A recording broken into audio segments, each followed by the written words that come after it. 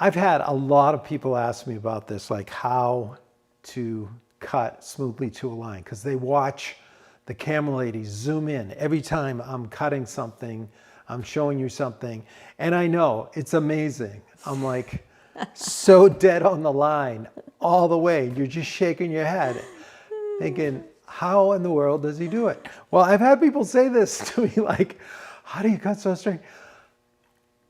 I would like to tell you that I have amazing skills far beyond, but that's not what it is, okay? There's a little secret that you can do, anyone can do, and cut absolutely smoothly to a line. Now, I will admit, having some practice and experience over time, you do get more of a feel for it.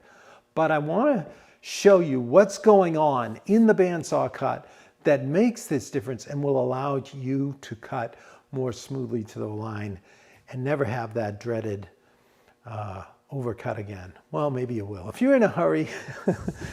But let's talk about a bit about the geometry of the bandsaw blade. This is going to unlock it for you, okay? So I've got a 1/2 inch blade here. This is a 4 tooth per inch. Now this is what I have set up on the bandsaw that I'm going to show you, but I wanted to give you a closer look at what's going on here. Now, this is kind of a good medium-sized blade. You know, this is a typical blade that you'll buy for cutting wood for your woodworking projects. As you get into the big bandsaw mills, those are a thicker blade. But this is pretty much like the standard issue. This is a Timberwolf blade. I get mine from SuffolkMachinery.com, and you can order the Timberwolf blades. I don't have any sponsorship there or anything like that. I've just been getting them there for years, and they're fine. They're well priced. So this blade, if you look at the thickness of the metal in the back here, so that thickness, I looked it up, and they will designate this as 25 thousandths of an inch steel. Okay, it's like a spring steel. And then the kerf that it cuts, however, is 42 thousandths of an inch. So almost twice, 25 thousandths to 42 thousandths. So it's about 1.7 or something like that. Okay, so we've got that flaring. The teeth are flaring to the left and to the right. So as you make your bandsaw cut, the kerf is wider than the back of the blade. So here's the kerf. Let's just use an imaginary kerf here. I just push this into the saw. Now, I don't know. That might not be perfect because I might have gone at an angle, and I'm not showing you the perfect thing. But you can see that the teeth are wide enough. I can feel them touching. The teeth are set. They go opposite flares each side. And then the back, you can see the back of the blade. If I go in this way, it's loose in there. Now, it's kind of hard to see that, right? So I decided, in order to really communicate this, it would be nice if we had something 10 times the size of this blade and 10 times the kerf. So instead of 25 thousandths, let's move the decimal point one place, and let's say 25 hundredths, or if you're up on your math, that's a 1/4 inch, okay? 25 hundredths is 1/4 of an inch. And then for the kerf, we have 42 thousandths. We'll move that. We're going to do 42 hundredths, which works out to be just below 7/16 of an inch, okay? So check this out. Amazing. Here is the actual to scale kerf. This is 10 times that kerf right there. This is just about a 64th of an inch under 7/16. Okay, so you see it's almost a full 3/16 wider when you zoom in like this than the blade. And here is the magnified 1/2 inch blade. Check it out. I spent a lot of time making this. You better like You go mini furniture, now you're going max. Yeah. Crazy. Say this blade, ouch. Ooh, it's really well made. This blade is 1/2 inch wide. So 10 times a 1/2 inch blade is 5 inches wide. And that's what we've got here. We've got it, it's right about 5 inches wide right there. So, and then it's 4 teeth per inch. So if you think about it, at 4 teeth per inch, that means every 1/4 inch, it should be accurate there. So if we're zooming up an inch, that's 10 inches. So 1/4 of 10 inches is 2.5 inches, okay? So every 2.5 inches, if you check it out, I've got a tooth point, okay? So this is nicely to scale of this blade I just showed you, okay? This is the same thing, just zoomed up 10 times. Now, what I want you to note is, look at the front. I've got in the front, it's wider than the back. This is the 1/4 inch. That's an actual 1/4 inch. And then in the front here, it flares to just under 7/16 of an inch. And then I actually took a gouge and blended that in after I glued that back on. So I don't know if you can see it on the video. Can you see it? That those teeth are wider. They flare out, okay? And then, so you're getting the geometry of the saw cut. Now let's check it out. This is where I wanted to really show you. So you're coming in, the teeth are set, they're cutting a wide curve like that. I can feel those snug. But let me bring it down to where I didn't cut the teeth, and you can see it more easily. After it passes through, look in the back. Here's the 1/4 inch in that slop of a curve. And that's if you cut that curve perfectly. That's to scale what's going on when you zoom down on that, okay? So when you're bandsawing, if you're bandsawing and you're looking right at the teeth and you're just trying to steer with the teeth, there's a lot of slop back here. And it's no wonder you drift off the line when it's just kind of, oh, geez, oh, you know the feeling, right? We all know the feeling. You're coming along, it's not feeling good. Now look, I'm assuming you're using a bandsaw where the guides are set, okay? It's tuned up. It's not a mess, all right? It's set up and it's tuned up. Now we have another video that I made where I talked about, what do we call it? Tuning up your bandsaw. Tuning up your bandsaw. So we're gonna put a link to that. It's already down there. Yeah, and that's all about, you know, setting the guides and everything to work well so that you don't have a lot of slop in the blade and it's not flying around. And if you properly tension a blade, sometimes these wider blades, you can put them under greater tension, so the guides aren't as big a deal a lot of times. So, but you do want to have them well set. So that's what we're dealing with, okay? Now, when you're bandsawing, if you're just focused on the front edge, you're gonna have a problem, all right? That's what this is what you're seeing me. I'm not steering that way, okay? I am never steering that way if I can help it. But what I'm doing is, if you come in, I'm focusing on keeping the bandsaw blade slightly twisted, like I'll slightly turn the workpiece so that it's leaning against one side of the curve, okay? Now, I usually like to cut with my line over here, okay? I like the bandsaw, I like cutting to the left of the line. So when I'm feeding it, it would be just like this if I made my line over here.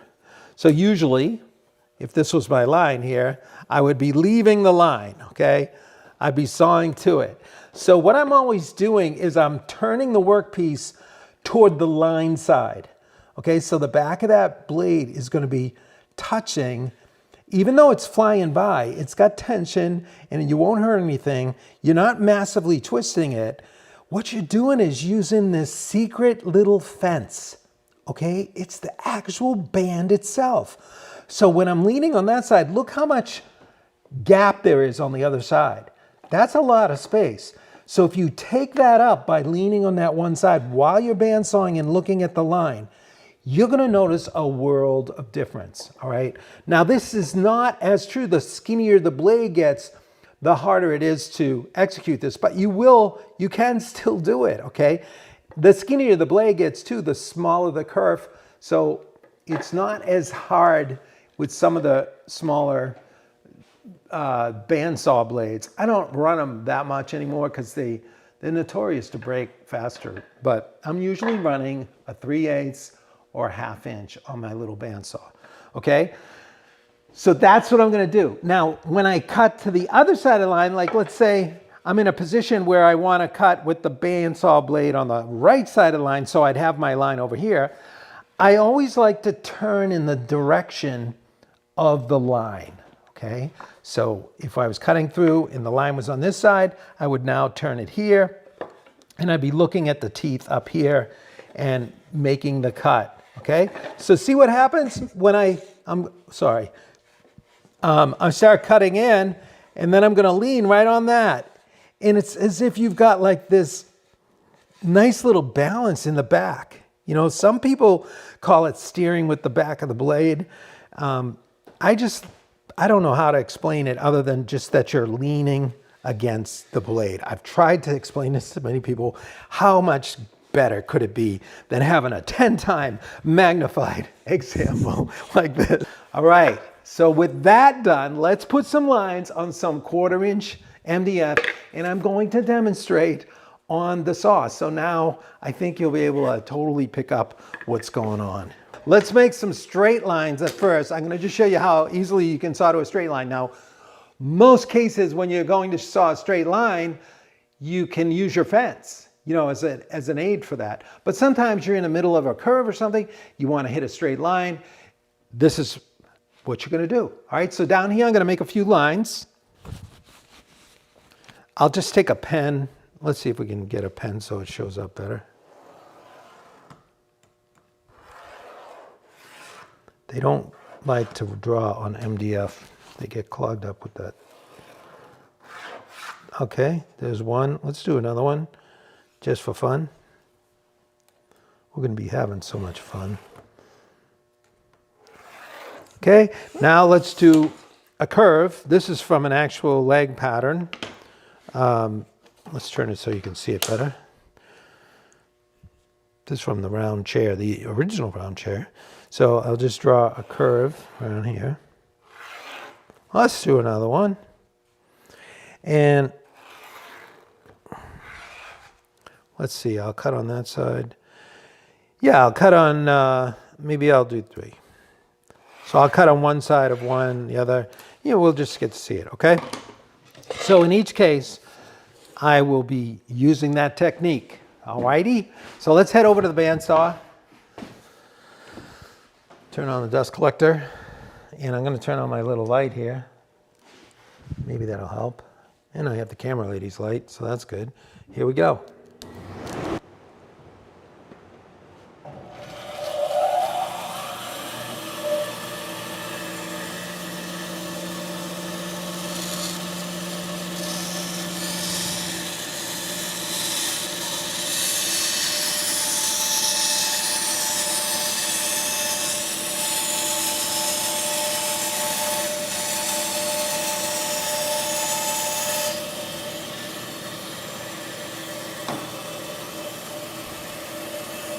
Look at that.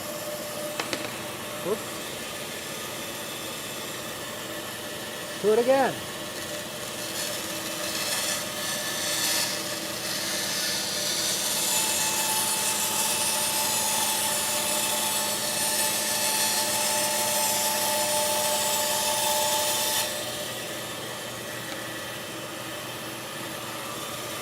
Oh, my light.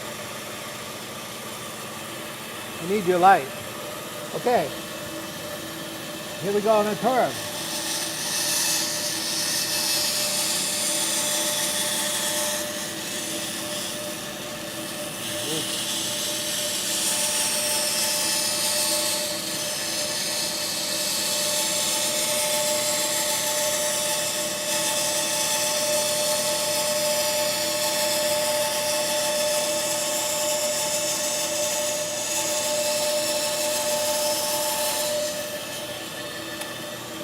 Okay, now I'll do the other side.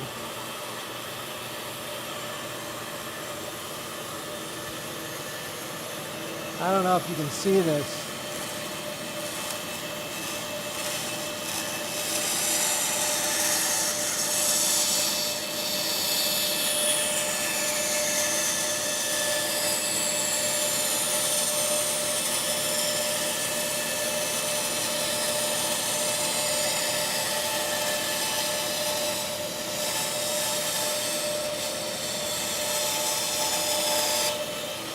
Okay? One more.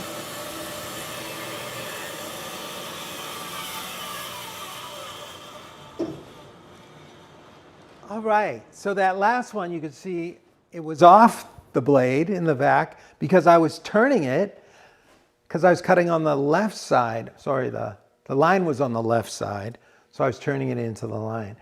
But did you notice how smooth that was fared? So we're in the middle of this project sawing these curved legs like this. Sawing these legs out like this, so it's a subtle curve, but that exact technique is what I use to stay proud of the line and not overdo it. Once you saw out a fared curve like this, you have to smooth it out. And so the smoother your bandsawing, the less time it takes with that step too, and the better result you get. Because you don't want to have a dip that you have to then scoop out and your leg ends up being a little too skinny. So that's the technique. Just turn the blade a little and use that secret fence. Don't just think of steering with the teeth.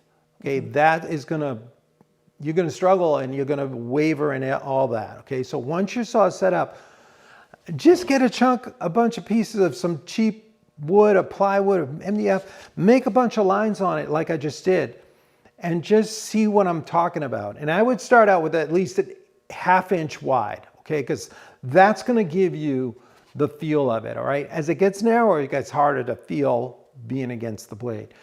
And obviously with a ½ inch wide, you're not gonna be turning the tightest, but you can go a pretty tight radius with, it's not super tight, but. Okay. Greg is suggesting that maybe a shot from the back, if I was maybe on the back side. Do you have another one that I could? Yeah, I was actually thinking about that when I was making my last cut. I'll do one on one side, one on the other. So you're gonna see me leaning against the side that has the line. They have to come in.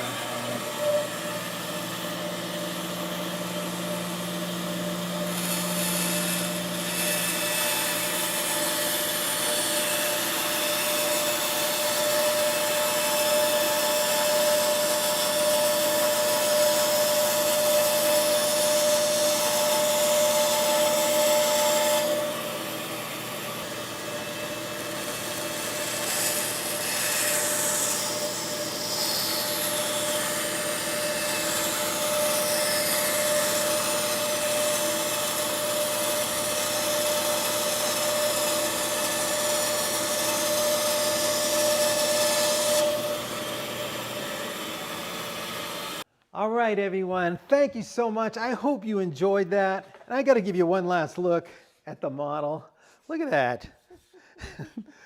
All that for this night. But it was worth it because if that helps you cut more smoothly on the bandsaw, I love it. So The world has changed. It's all important. yeah, I love it. So, but thanks again. If you enjoy this content, remember to subscribe, like, share, and head over to epicwoodworking.com. That's where we have the neighborhood. That's our insider group where you get access to all kinds of deals like unbelievable. And get on the inside, you won't believe it. A lot of nice friends there too. A lot of great people. So on behalf of the cameraman and myself, we look forward to seeing you next time right back here on Sharp Night Live. Good night, everybody. Good night, everyone. Have a great week.